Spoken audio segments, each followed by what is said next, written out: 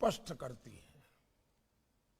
बीते कुछ वर्षों से भारत अपने डिफेंस सेक्टर में जिस आत्मनिर्भरता पर बल दे रहा है, उसका कमिटमेंट आपको इस वर्ष के बजट में भी दिखेगा। साथियों, गुलामी के कालखंड में भी और आजादी के तुरंत बाद भी हमारी डिफेंस मैन्युफैक्चरिंग की ताकत बहुत ज्यादा थी। दूसरे विश्व युद्ध में भारत में बने हथियारों ने बड़ी भूमिका निभाई थी। हालांकि बाद के वर्षों में हमारी ये ताकत कमजोर होती चली गई, लेकिन ये दिखाता है कि भारत में क्षमता की कभी कमी न तब थी न कमी अब है। साथियों, सुरक्षा का जो मूल सिद्धांत है वो ये है कि आपके पास अपना कस्टमाइज और यूनिक सिस्टम होना चाहिए, तभी वो आपकी मदद करेगा। अगर 10 देशों के पास एक ही तरह के डिफेंस उपकरण होंगे तो आपकी सेनाओं की कोई यूनिकनेस नहीं रहेगी।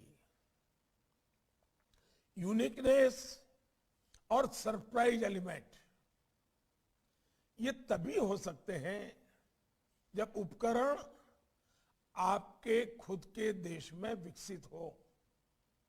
साथियों, इस साल के बजट में देश के भीतर ही रिसर्च, डिजाइन और डेवलपमेंट से लेकर मैन्युफैक्चरिंग तक का एक वाइब्रेंट इकोसिस्टम विकसित करने का ब्लूप्रिंट है। रक्षा बजट में लगभग 70% सिर्फ डोमेस्टिक इंडस्ट्री के लिए रखा गया है। डिफेंस मिनिस्ट्री अब तक 200 से भी ज्यादा डिफेंस प्लेटफॉर्म्स और इक्विपमेंट की पॉजिटिव इंडिजनाइजेशन लिस्ट जारी कर चुकी है। इस लिस्ट की घोषणा के बाद डोमेस्टिक प्रोक्योरमेंट के लिए लगभग 54,000 करोड़ रुपीस, करीब 54,000 करोड़ रुपए के कॉन्ट्रैक्ट साइन किए जा चुके हैं। इसके अलावा 4.5 लाख करोड़ रुपए से ज्यादा मूल्य के उपकरणों से जुड़ी खरीद प्रक्रिया भी अलग अलग स्टेजिंग में है। बहुत जल्द तीसरी लिस्ट भी आने वाली है।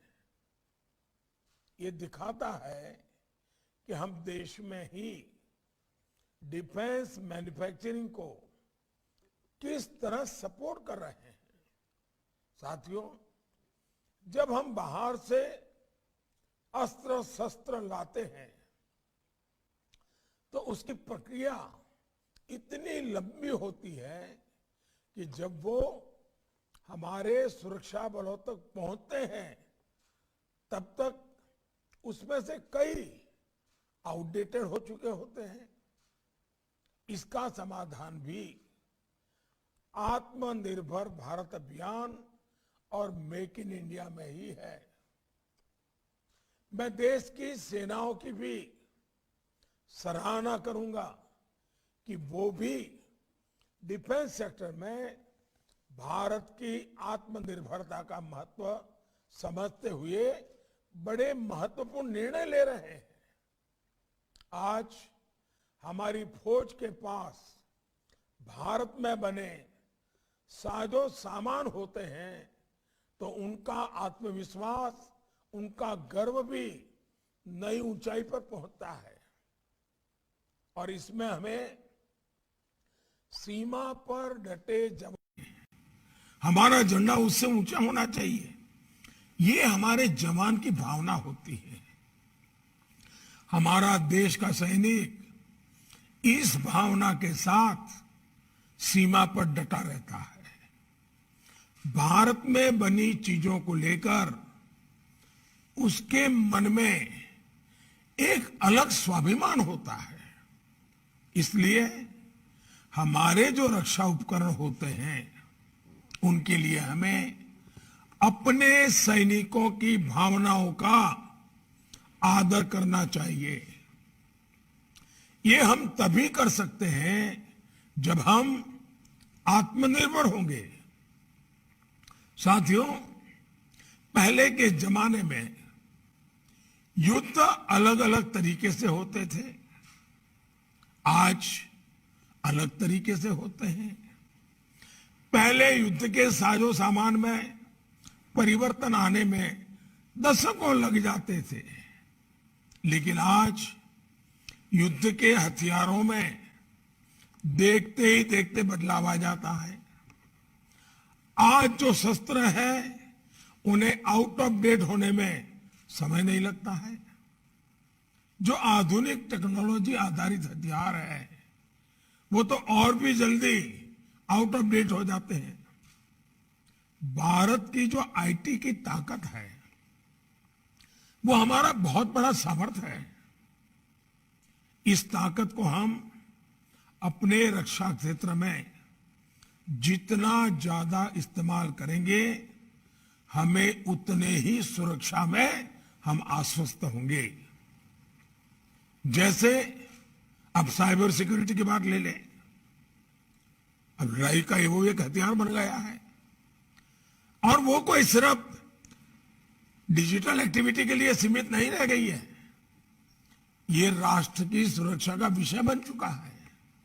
साथियों, ये भी आप भली बात ही जानते हैं कि डिफेंस सेक्टर में हमेशा किस तरह का कंपटीशन रहा है। पहले के समय में बाहर की कंपनियों से जो सामान खरीदा जाता था उसमें अक्सर भांति भांति के आरोप लगते थे। मैं उसकी गहराई में जाना नहीं चाहता हूं, लेकिन ये बात सही है कि हर खरीदी से विवाद पैदा होता था। अलग अलग मैन्युफैक्चरर्स के बीच जो कंपटीशन होता है उसके कारण दूसरे के प्रोडक्ट को नीचा दिखाने का अभियान निरंतर चलता रहता है और उसके कारण कंफ्यूजन भी पैदा होता है, आशंका भी पैदा होती है और भ्रष्टाचार के दरवाजे भी खुल जाते हैं। कौन सा हथियार अच्छा है, कौन सा हथियार खराब है, कौन सा हथियार हमें उपयोगी है, कौन सा उपयोगी नहीं है, इसे लेकर भी बहुत कंफ्यूजन किया जाता है, बहुत योजनापूर्वक किया जाता है। कॉरपोरेट वर्ल्ड की लड़ाई का वो हिस्सा होता है। आत्मनिर्भर भारत अभियान से हमें ऐसी अनेक समस्याओं का भी समाधान मिलता है। फ्रेंड्स, जब पूरी निष्ठा के साथ संकल्प लेकर हम आगे बढ़ते हैं तो क्या परिणाम आते हैं, इसका एक बेहतरीन उदाहरण हमारी ऑर्डिनेंस फैक्ट्रियां हैं। हमारे रक्षा सचिव ने अभी इसका बड़ा वर्णन भी किया।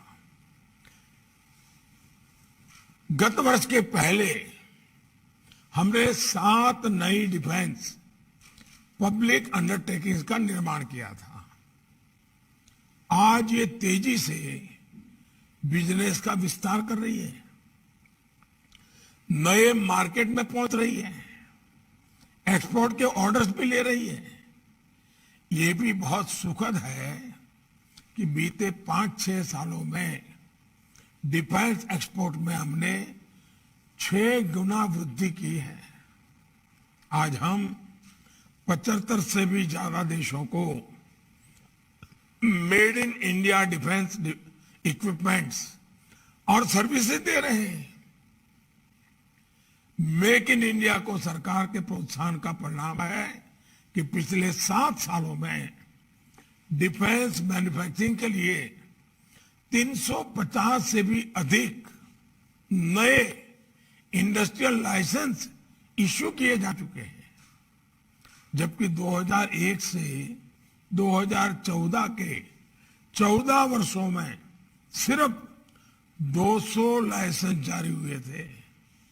फ्रेंड्स, प्राइवेट सेक्टर भी डीआरडीओ और डिफेंस प्लस डिफेंस पीएसयूज इसकी बराबरी पर आए, इसलिए डिफेंस आर&डी बजट का 25% इंडस्ट्री, स्टार्टअप्स और एकेडमिया के लिए रखा गया है। बजट में स्पेशल पर्पज व्हीकल मॉडल की व्यवस्था भी की गई है।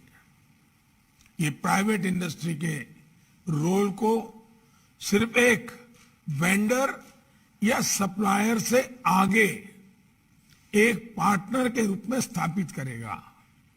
हमने स्पेस और ड्रोन सेक्टर्स में भी प्राइवेट सेक्टर के लिए नई संभावनाएं बनाई हैं। उत्तर प्रदेश और तमिलनाडु के डिफेंस कॉरिडोर्स और इनका पीएम गति शक्ति नेशनल मास्टर प्लान के साथ इंटीग्रेशन देश के डिफेंस सेक्टर को जरूरी ताकत देंगे। साथियों, ट्रायल, टेस्टिंग और सर्टिफिकेशन की व्यवस्था का ट्रांसपेरेंट, टाइम बाउंड, प्रैग्मेटिक और निष्पक्ष होना एक वाइब्रेंट डिफेंस इंडस्ट्री के विकास के लिए बहुत जरूरी है। इसके लिए एक इंडिपेंडेंट सिस्टम समस्याओं को दूर करने में उपयोगी सिद्ध हो सकता है। इससे देश में जरूरी स्किल सेट के निर्माण में भी मदद मिलेगी। फ्रेंड्स, आप सभी से देश की बहुत सारी उम्मीदें जुड़ी हुई हैं।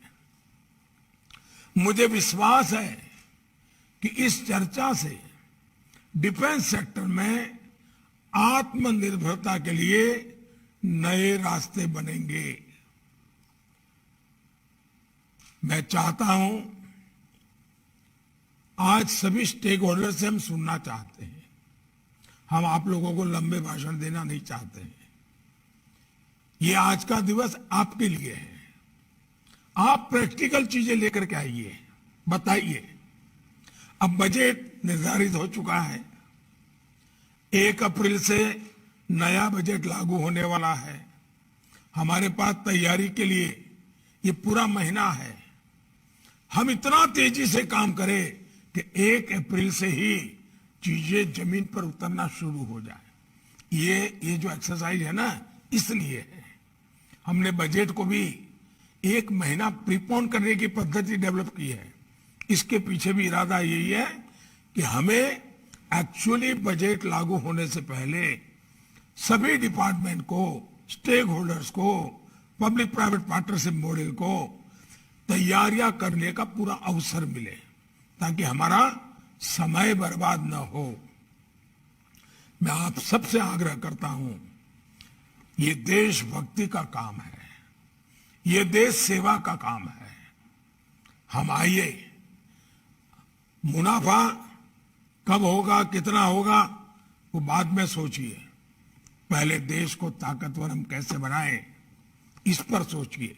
मैं आपको निमंत्रण देता हूं और मुझे खुशी है कि आज हमारी सेना के हमारे तीनों अंग बड़े उमंग और उत्साह के साथ इन कामों में पूरी इनिशिएटिव ले रहे हैं, प्रोत्साहन दे रहे हैं। अब ये मौका हमारे प्राइवेट पार्टी के लोगों ने खोना नहीं चाहिए।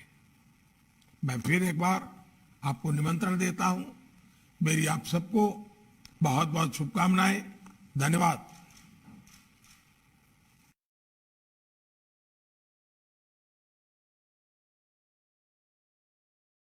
अग्रसर होना है,